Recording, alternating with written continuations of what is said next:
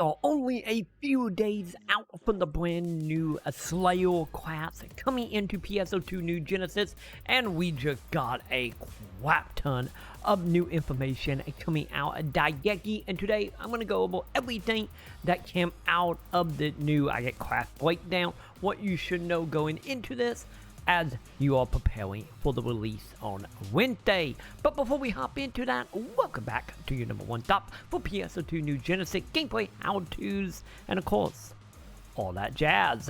And with that, I do want to give a very quick thank you to everybody that's supporting over on Patreon, Twitch, as well as memberships here on YouTube for that month. So thank you my dudes, and a big thank you to 1K for supporting at the Luna tier. And with that, let's go ahead, let's jump into this, and let's talk about some Slayer. So to start off here, let's go ahead and jump into this. I will have a link in the description below so you can go ahead and jump into it and check it out for yourself. Since this is not really an interview, this is just straight up blunt information about the class itself. But like always, since Dengeki is a Japanese website, we are going to be doing with a little bit of Japanese to English Google Translate. So keep that in mind. Some of these names might be a little distant in the West once we actually get our hands on that. But nonetheless, let's go ahead and jump on into this. So let's go ahead and begin with the weapon itself. So we all know that, of course, Gunblade is finally going to be a functioning weapon inside of New Genesis. And of course, if you have any Gunblade from your time at Luthor and Base, you can of course bring the mobile into NGS and continue using the weapon in NGS. But as I think we all know, pretty much at that point, that only gonna really matter for maybe the first few levels at best. And then not counting the weapons that we also going to be getting from doing the Slayer prep tickets. If you took advantage of that campaign that was happening over the last few months, you pretty much going to be just fine. You don't really got to worry about the weapon itself. But we did get some verification that it will be 100% only a Gunblade. So there's no other weapon can be used, since other classes up to that point have usually have 1 to 3 weapons that they could technically flip between. But this time around, that won't be the case. This is 100% Gunblade only. And then when it comes to what type of combat you're going to be doing, are you a long range, short range, or anywhere in between?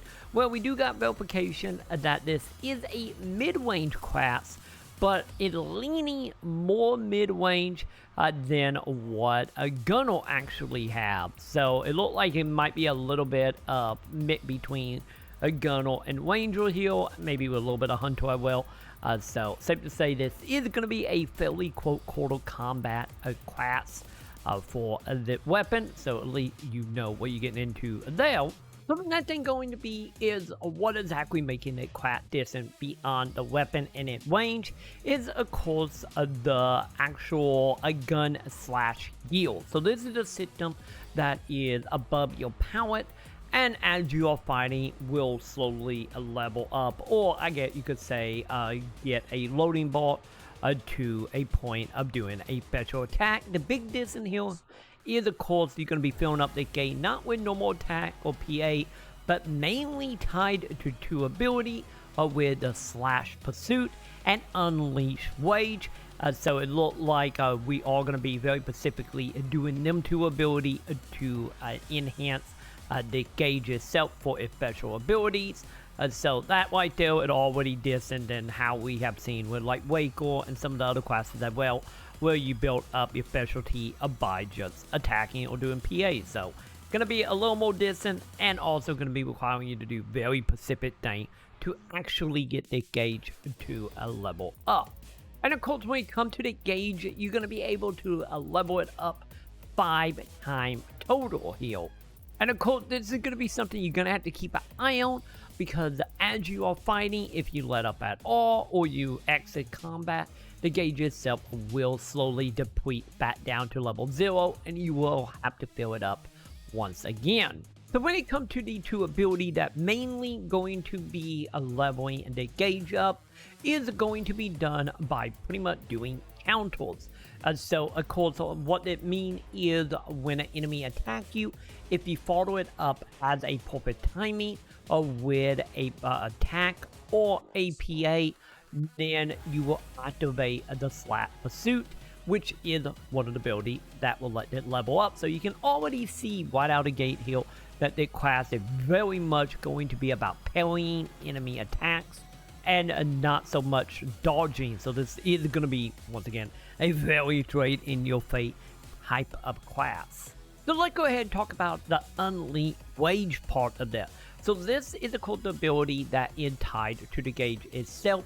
So as you are leveling up, depending on how many of these, I get 5 balls that you are leveling to your counter, is going to be your special attack you're going to do. And of course, the more gauge you got filled up, the more powerful this attack will be. So it's safe to say this is pretty much the mechanic here, is you're constantly attacking, parrying, building up, unleashing your rage, and vice versa. And of course, this ability do got a little bit of closing built into it, which is quite nice if you want to get up to an enemy very quickly if you fall back for whatever reason. And our next ability is going to be the Gun/Gear Overdrive. So if you play Rigel, that might be very familiar to you. So this is going to be an ability that once it becomes active, you can of course activate it by clicking on it. And when you do so, you will have a set amount of time where you are going to be doing a little bit extra damage. And then of course, if you click on it again before the time run out, you will then do a more fancy or giant, more powerful attack. So pretty much it works very similar to the way the Rigel does when it comes to its Overdrive ability. And also at the same time with this ability, it does seem like whenever you activate your Overdrive, if your gauge isn't completely filled up, it will instantly fill it up for a time limit. So this seemed like to be a ability that is more meant for, or I get encounter with this ability of if you need to fill up your gauge quickly to do a whole bunch of damage on an enemy for whatever reason. Might it be 1 hour time if you're doing like a purple trigger or something of the sort. And then you can activate your Overdrive. That will power your gauge, and then you will get you the bonuses from the gauge. And then you can also use it with the Overdrive. So very much seeming to be built in tandem with each other to go back and forth to also not only make your attack more powerful, but also make your Overdrive and your gauge attack also more powerful when they are working together. And now let's go ahead and talk about its charge attack. So of course these are very similar to the whole holding down button for X amount of time to do this and stuff. And when it comes to Slayer, we have 2 of these. So we have ourselves a 1 charge up that will do like a consistent shot of 5 shots, and a distant charge up where you do a more powerful direct attack to one enemy. So we will see, it's seeming like the way this is looking is if you do the 5 shot, it is a little more AoE. But once again, we will see what we get fully more into it once the clock come out. But it does seem as of now though, when you are doing the attacks or you're charging the attacks, your movement speed will be cut. So this is going to be one of them cases of you want to be charging whenever you don't got to worry about getting hit or getting interrupted, since you will be vulnerable while you are doing the charges. So another part of it technique here is we need to go back to, of course, how exactly it works when it comes to parrying and dodging. Like we talked about a bit ago, with parrying, we'll get your gauge up, but you do have a technique that you can do for dodging. So if you do a side step and you time a with an attack, you will do a counter attack, pretty similar to, in the case that I'm familiar with Ranger, is if you dodge out of the way and attack on time, you will do a counter attack. So there you go, you will have a way to do something if you do decide to sidestep a parry to parrying.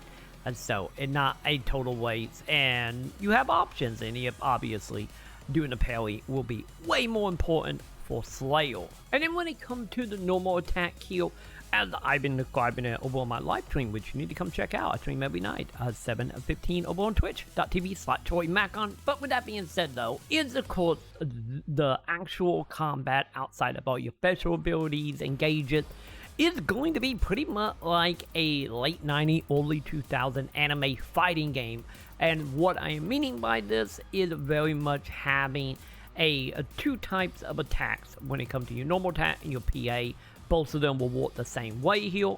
With of course, if you hit a attack button, you would do a attack, of course. And then if you want to do a distance ability, depending on what button you're pushing with the attack, will actually change it, such as pushing up an attack, opposed to pushing down an attack, left, right an attack, and so on and so on.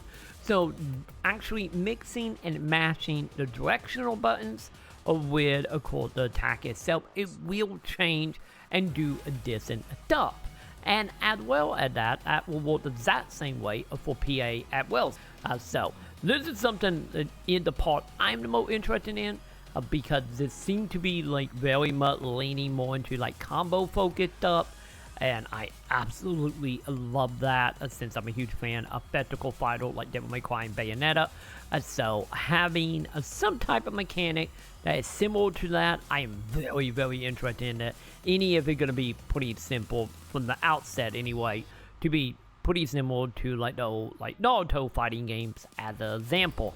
That right now is how elite your normal and your normal PA gonna be functioning elite when you take away all the other abilities from gauges and whatnot that you have for the class. And that is pretty much everything for elite, the basics of the Slayer class. Don't get me wrong, we do still have, of course, the skill tree and how that will actually operate as a subclass, and of course that will be the next video I'm going to be putting out, going into a little more into that. But for the brief synopsis of what we know as of now, this is the way this seems to be leaning. Once again, one or two little things might be a little distant because, you know, love a Google Translate, but nonetheless, this is still a pretty good idea of what this is going to be. And also, once again, I will have a link to the Dengeki article below, so you can go check it out for yourself to go over everything if you need a refresher or just want to share the information. But nonetheless, that right there is what you need to know right now for a Slayer. So if you haven't already, make sure you do that. Thumbs up and subscribe so you don't miss out on any of my future video about Slayer or anything PSO related. And of course, once again, big thank you to everybody that's supporting on patreon.com/Maconn, twitch.tv/TroyMaconn, or memberships here on YouTube. Thank you, my dudes. And with that, I will go ahead and see you in the comments.